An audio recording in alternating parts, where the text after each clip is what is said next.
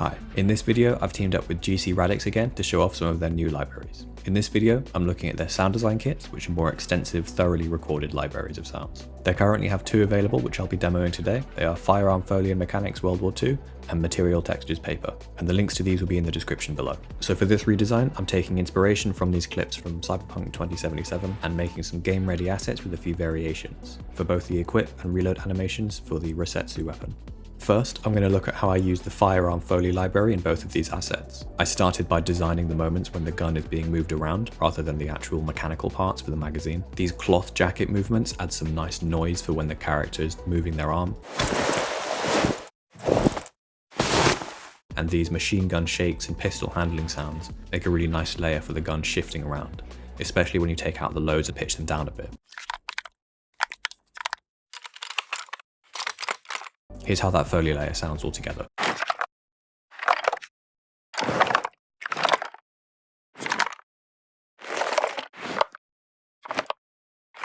Next, for the actual mechanical sounds, I used a pretty wide variety of assets from the library, partly to showcase it better, but also to kind of separate the gun from reality a bit, since it's pretty abstract and sci-fi.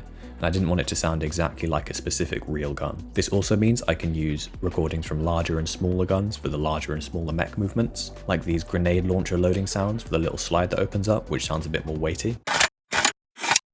Then for some of the smaller mech movements, I'm using some shell casing resonances, especially for when the cartridge pops out. And a lot of these sniper reloads, which are really satisfying. As well as for 1911 handling and shotgun loading. I'm specifically using this Mauser 98K cocking for the player handling the cartridge, because it has this kind of plasticky feel to it that makes it sound different from the other materials in the design. These sub-layers for the mech are mainly using these gun stowing sounds because they already have some nice weight to them, and I'm just boosting the low end really hard with some sub-synth as well, to make them really satisfying thumps that hit at the main points in the animation. So as a player, you know when the important actions are happening.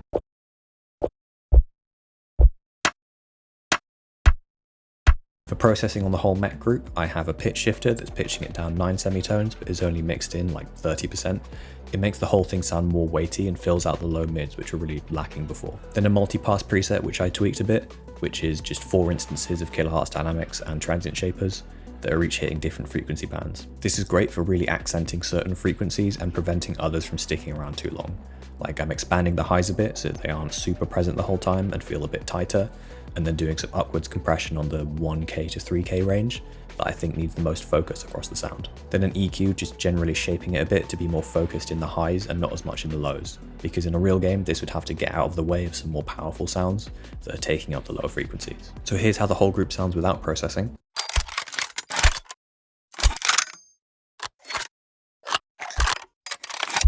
And here it is with processing.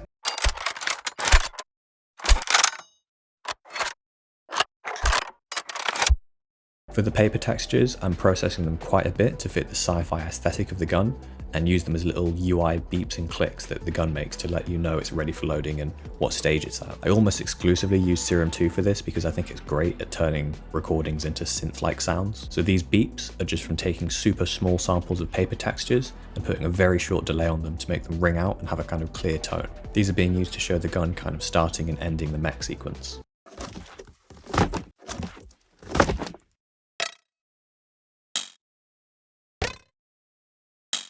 This next layer was made by putting some of the paper motion sweeteners into Serum 2's granular sampler and just playing through the file kind of slowly so it sounds all stretched out and tonal, with hyperdimension giving it some more movement.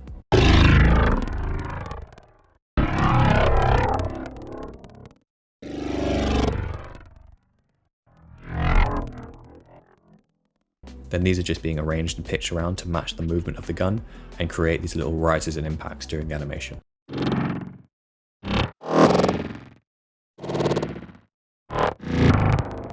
The last layer for this equip asset is made from taking these A4 flutters and just running them through Devil Lock and Flanger to get these tonal sweeps out of them, then using some ensemble and delay afterwards to turn it into this kind of powering up sound that lets you know the gun is ready at the end of the animation.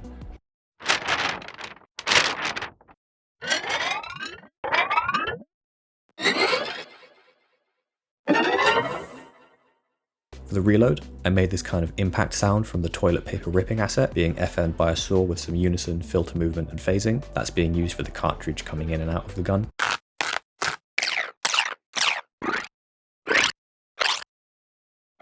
And then I used the spectral sampler in Serum 2 to process these wrapping paper sweeteners by just automating different parameters until I got some interesting results.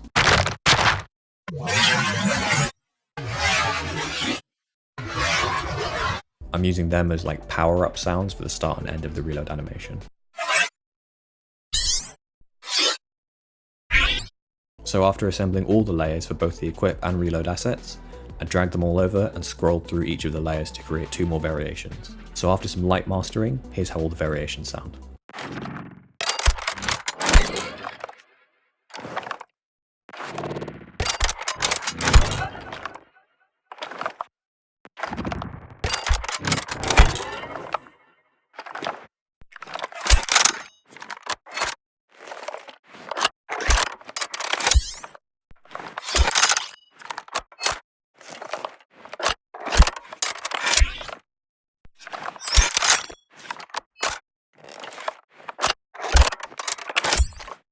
An extra tip for these kind of designs that I didn't really use here is using granular sampling to quickly generate a load of Foley assets. So for things like this where you have a lot of specific movements and mechanics, it doesn't work quite as well, which is why I didn't use it. But if you need to get a lot of ideas down fast or are working with less intricate animations, it can be really useful. So for this example, I'm using Phaseplant and I have 3 identical granular modules, which each have a different file from the Firearm Foley library. It works better if you use files that are longer and more dense, so you aren't hitting the silence in between takes all the time. I've set the position to 100%, so it scrubs the entire file. Lower the grain count to less than 1, like below 0.3 ideally. If you want something more sci-fi, you could increase that, so it sounds like a lot of more little bits of mech, but for something more grounded, you don't want to be jumping around the file super quickly. And then I just have a global volume envelope that I can tweak, and some randomization by setting these random LFOs to 0 Hz, which basically just means they'll generate a new random value every time the patch is played. And I'm linking them independently to the pitch and grain count of each of the granular samplers, so there's a bit more variation.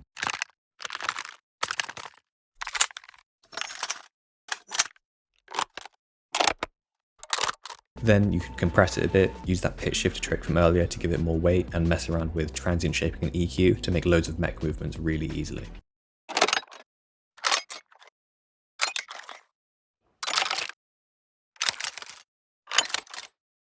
Now for the review. I really enjoy the libraries, and it feels like they could be both used for a whole project because of how many variations and materials there are in each of them. I think for the Firearm Foley library, some more building block type sounds could be useful, where they combine a few different recordings into assets that you can more easily drag and drop into a project. But the recordings themselves are great, and I especially like seeing the same movements and actions being done at different speeds and intensities. For the paper textures library, I'd love to see some more crazy and creative sweeteners in the design section, but I really like the wide range of sizes and weights to the recordings. There's a really large range from super small delicate stuff to really punchy and heavy recordings. So thanks for watching, and thank you again to GCRadix for sending these products for me to review. I'll put the link to them down in the description below. See you next time.